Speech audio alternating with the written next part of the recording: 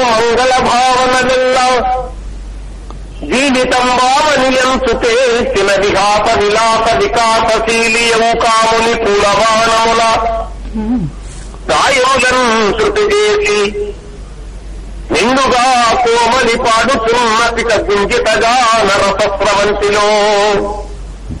మరొకటి శిశిరము రాలిపోయి చిరు చెక్కిలిపైన వసంత రాగములు ప్రశమిత కామనన్మరణ రక్తిగా పొంగగజేయ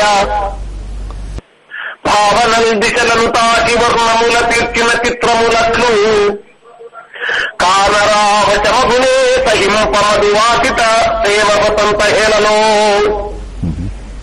ఈ విధంగా వికృతినామ సంవత్సర ఉగాదిని దృష్టిలో పెట్టుకుని ఎందరో కవులు, ఆధునిక కవులు రచించారు. అయితే వికృతి అనే మాటకు వికారం అనేటటువంటి అర్థం తీసుకుంటున్న సందర్భంగా నైజంటిక అర్థాన్ని కానీ మనం గ్రహించినట్టయితే కృతి అంటే చేయుట అనే అర్థం, కార్యము కావ్యము చేయుట అనే అర్థం కానీ తీసుకున్నట్టయితే విశేషంగా కృతి చేయుట అనేటటువంటి అర్థాన్ని చెప్పొచ్చు. అంటే విరోధిలో వచ్చినటువంటి చిక్కులన్నీ దూరం కావాలంటే విశేషంగా మనం కృతి చేయవలను. కసిరెడ్డి గారు మొట్టమొదటిసారి వింటున్నారు ఇంత మంచి అర్థాన్ని. అవునండి, విశేషంగా కృతి చేసినప్పుడే, అంటే కార్యము చేసినప్పుడే, పని చేసినప్పుడే మనం విజయాలు సాధించగలుగుతాం. మనకి ఎన్ని విరోధాలు ఎదురైనా కానీ ఆ విరోధులను లేదా విరోధాలను దూరం చేయగలుగుతాము, మనం విజయాన్ని సాధించగలుగుతాం. చాలా బాగుంది, చాలా బాగుంది, చాలా బాగా చెప్పారండి. అందుకే ఒక అంశాన్ని కసిరెడ్డి గారు ఏదైనా ప్రాచీన కవి రాసిన ఒక పద్య పాదం పద్యం ఏదైనా మీకు గుర్తొస్తుందా? ఆ ప్రాచీన కవులు చాలా మంది రాశారు, వసంత వర్ణన చేశారు. ఒక్కటి వినిపించండి. విమల విహాయ శోభితము విక్కిన నూతన కాంతి పుంజమై అమరినది యుగాది వికృతార్భటిలే ప్రశాంత చిత్తము. ఈ విధంగా కొద్ది ప్రాచీనమైన భావనతోటి ఆధునిక కవి రాశారది. ఇది చాలా స్వచ్ఛమైనది, ఈ ఉద్దేశంతో రచించబడింది.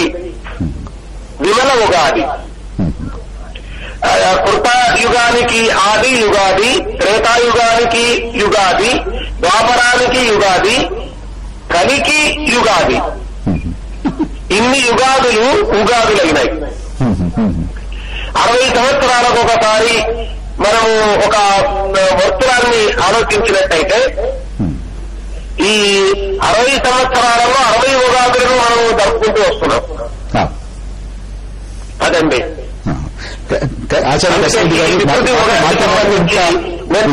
వినిపిస్తాను. ఉత్తరాది దివసంతోదయం నిధియంతు సోత్సాహమున మంగళ స్నానములు చేసి నేద్యమౌపిక గానములు పంచి మది పెంచి విపులాచ పృథ్వీ అని రావోయి వికృతి, రావోయి వికృతి నవభారతాకృతి. చక్కగా స్వాగతిస్తున్నారు కసిరెడ్డి గారు. మాతో మాట్లాడినందుకు, చక్కటి పద్యాలు మాకు వినిపించినందుకు మీకు ధన్యవాదాలు. చాలా సంతోషం అండి. నమస్కారం. శేషసాయి గారు, దీని వెనకాల ఉన్నటువంటి, ఇప్పుడు కవితాత్మకంగా మన కసిరెడ్డి గారు చెప్పారు, దీని వెనకాల ఉన్నటువంటి సామాజికమైనటువంటి, సాంస్కృతిక పరమైనటువంటి, ధర్మపరమైనటువంటి, తాత్వికపరమైనటువంటి కోణాలు ఒకటే రెండు మీరు ఆచార్య కసిరెడ్డి వెంకటరెడ్డి గారు చక్కగా వికృతి అనేదానికి భయాన్ని పోగొడుతూ, చాలా మందికి వికృతి అంటే చాలా వికృతంగా ఉంటుందని అనేక రకాల అపోహలని అవన్నీ పోగొట్టే అవకాశం వారు చాలా చక్కగా కలగజేశారు. ఇది సాంస్కృతిక పరంగా, ఇది మతపరంగా తీసుకునేదానికి చాలా తక్కువ అవకాశాలు ఉంటాయి. ఎందుకంటే హిందూ మతానికి సంబంధించినటువంటిది, మతానికి సంబంధించినటువంటి మన ప్రాంతీయులు చేస్తున్నారు కాబట్టి, అందరం ఆ వాడుకలో ఉంది కాబట్టి ఇది మతానికి సంబంధించిన అనుకోదు. ఒక కాలాన్ని కొలమానం చేసేటప్పుడు దానికి మతానికి అనేటటువంటి సంబంధం లేదు. ఏ మతానికైనా, ఎట్లాంటి వారికైనా, ఏ ప్రదేశంలో ఉన్నటువంటి వారికైనా ఇది మతపరమైన ధార్మికపరమైనది కాదండి.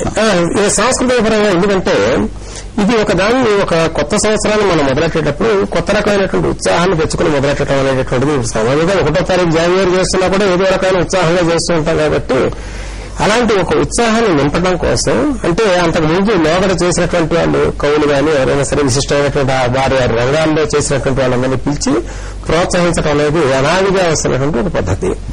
ఇది రాచరిక వ్యవస్థలో కూడా వారు కూడా లోగడ మనం చెప్పుకున్నట్టుగా రాచరిక వ్యవస్థలో పిలిచి రాబోయే సమయంలో ఎట్లా ఉంటుంది అనేటటువంటిది వారు కూడా సూచనప్రాయంగా రాబోయే సమయంలో భవిష్యత్తు ఎట్లా ఉంటుంది, పంటలు ఎట్లా ఉంటాయి, తర్వాత తగ్గటువంటి ధరవరణలు ఎట్లా ఉంటాయి అనేటటువంటిది రాజులు కూడా అంతకుముందు గ్రహించేవారు. అదే పద్ధతి ఇప్పుడు మన ఆంధ్రప్రదేశ్ ప్రభుత్వం కానీ ఇతరత్ర మనకు వచ్చేటటువంటి ప్రభుత్వాలు కానీ ఈ రెండు వాటిని పరిగణలోకి తీసుకుని చేస్తున్నారన్నమాట.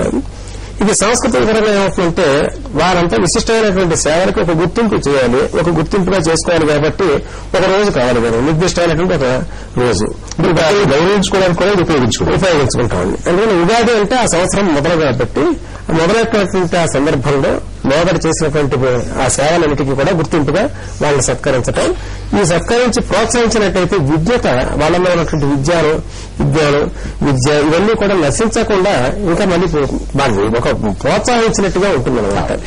మూర్తి గారు దీని వెనక తాత్విక దృష్టి ఏమిటి?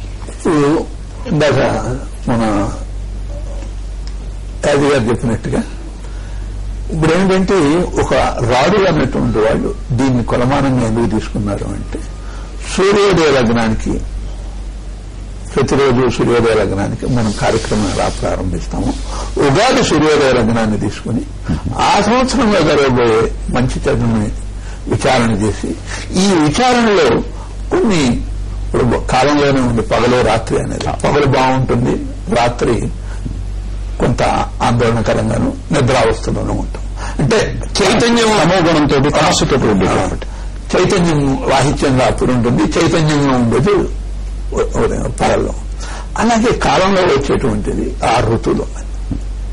అందులో కూడా మనం తీసుకునేది ఏంటి, ఎండాకాలం, వర్షాకాలం, శీతాకాలం. ఈ 3 కాలాల్లో కూడా ఈ కాలం యొక్క కాల పరిధిని ఆ యొక్క ఋతువులు ఆ ఋతు క్రమాన్ని సవ్యంగా నడవాలి అంటే వీళ్ళు ఈ యొక్క ప్రకృతి ఆరాధన చేసి ఈ మానవుడు అనేటువంటి వాడు ఆ ప్రతిదినం కూడా ఆ సూర్యోదయానికి ఒక వ్యక్తికి, సమాజానికి, ప్రకృతికి, పరిపాలనకి అన్నిటి కూడా అనుసంధానం చేసేటటువంటి ఒక సందర్భంగా కల్పవల్లి గారు ఈ దృష్టి. రెండోది మనం జరుపుకుంటాం, ఎలా జరుపుకుంటాం మీకు తెలుసు, ఎలా జరుపుకోవాలి అసలు ఉగాది పండుగ సామాజిక దృక్పథం ఉంటుంది, తాత్వికంగాను, ఆధ్యాత్మికంగాను, అలాగే సాంస్కృతికంగాను అన్ని రకాల కోణాల నుంచి మేళవించి చేసుకునేది పండుగ ఈ ఒక్క పండుగ మాత్రమే. మిగతా విషయాలలో అయితే మాత్రం ఎవరికి తోచినట్టుగా వాళ్ళు చేసుకుంటే చేసుకోవచ్చు, లేకపోతే మానొచ్చు. కారణం ఏంటంటే ఇది కాలానికి సంబంధించింది కాబట్టి ముఖ్యంగా కాలానికి సంబంధించింది. దీన్ని బట్టే మనం ఏ పని చేయాలన్నా చేసేది. ఉగాది వస్తేనే, కొత్త పంచాంగం వస్తేనే ఏ వివాహ ముహూర్తాలు పెట్టుకోవాలన్నా, ఉపనయన ముహూర్తాలు పెట్టుకోవాలన్నా సరే ఏమీ తెలియని వాళ్ళందరికీ కూడా పండుగ చేసుకోవాలి కదా. మరి వాళ్ళందరికీ సామాజిక దృక్పథం ఏమిటి అనేది ఎలా చేసుకోవాలి, అది ఎందువల్ల ఎలా చేసుకోవాలి, ఎందుకు చేసుకోవాలి, 2 విషయాలు కాదు. ఎలా చేసుకోవాలి అంటే పొద్దున్నే నిద్ర లేవడం, వాకిట్లో ముగ్గేసుకోవడం, చక్కగా మామిడి తోరణం కట్టుకోవడం. ఉట్టి రోజుల్లో అయితే మామిడి తోరణం అనగానే ఉట్టి మామిడాకులు మాత్రమే కడతాము. ఉగాది పండగకి తప్పనిసరిగా వేపాకు కట్టాలి. 2 గుమ్మానికి ఇరుపక్కలా కట్టాలి. ఎందుకు కట్టుకోవాలి వేపాకు అనేది, అది వేపాకు అనేది ఒక యాంటీసెప్టిక్ అన్నమాట. అంటే ఇంట్లోకి వచ్చేటువంటి చెడు ఏది లోపలికి రాకుండా ఉండడం కోసమని వేపాకు కట్టుకుంటాం. సిగ్నిఫికెన్స్ ఉగాది పండుగ వచ్చిందని మొట్టమొదటిగా చేయవలసింది. అభ్యంగ స్నానం చేసుకోవాలి. పొద్దున్నే నిద్ర లేవగానే బెడ్ కాఫీలు అలాంటివి తాగకూడదు. ఉగాది పండుగ రోజు తప్పనిసరిగా చేయవలసింది ఉగాది పచ్చడి చేసుకోవాలి. ఉగాది పచ్చడి చేసి, ఉగాది పచ్చడిలో షడ్రుచులు కలిసి ఉంటాయి. అంటే మామూలు రోజుల్లో ఇలాంటివి ఏవీ ఉండవు. మరి ఉగాది పచ్చడి ఒక రోజే ఎందుకు చేసుకుంటున్నా, మిగతా రోజులు ఎందుకు చేసుకోవాలంటే దీనిలో ఔషధ గుణాలు ఉన్నాయి. అంటే ఈ ఔషధ గుణాలు ఉన్నాయి అని ఇంట్లో ఉండే వాళ్ళందరికీ తెలియాలి, అలాగే సమాజంలో ఉండే వాళ్ళకు కూడా తెలియాలి. ఎవరైనా ఇంటికి రాగా ఏమంది కాస్త పెడతారా అని అడుగుతారు. అంటే కారణం ఏంటంటే దీనిలో ఒక దాన గుణం కూడా కనిపిస్తుందండి. అంటే ఉగాది పండుగ అనేది మన హిందువులు చేసే పండుగల్లో దానగుణం, అలాగే ముస్లింస్ చేసే పండుగ ఎట్లయితే బక్రీద్ లో దానం అనేది ఎలా ఉంటుందో మనం దీనిలో తప్పనిసరిగా దానం చేస్తాం.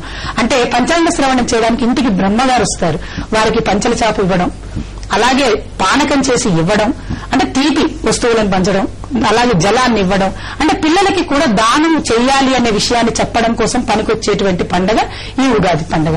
అంటే మనం ముందు ఎలా ప్రవర్తించాలనేది అనే విషయం కూడా శిక్షణగా ఇది బాగా సమయం అయిపోతుంది. మూర్తి గారు, కల్పవల్లి గారు, శేషసాయి గారు, అలాగే మనతో ఫోన్ లైన్ లో మాట్లాడినటువంటి ప్రొఫెసర్ కసిరెడ్డి వెంకటరెడ్డి గారు, అందరికీ ధన్యవాదాలు. మీ అందరి తరపున, ఎన్టీవీ తరపున రాష్ట్ర ప్రజలందరికీ ఉగాది శుభాకాంక్షలు. నమస్తే.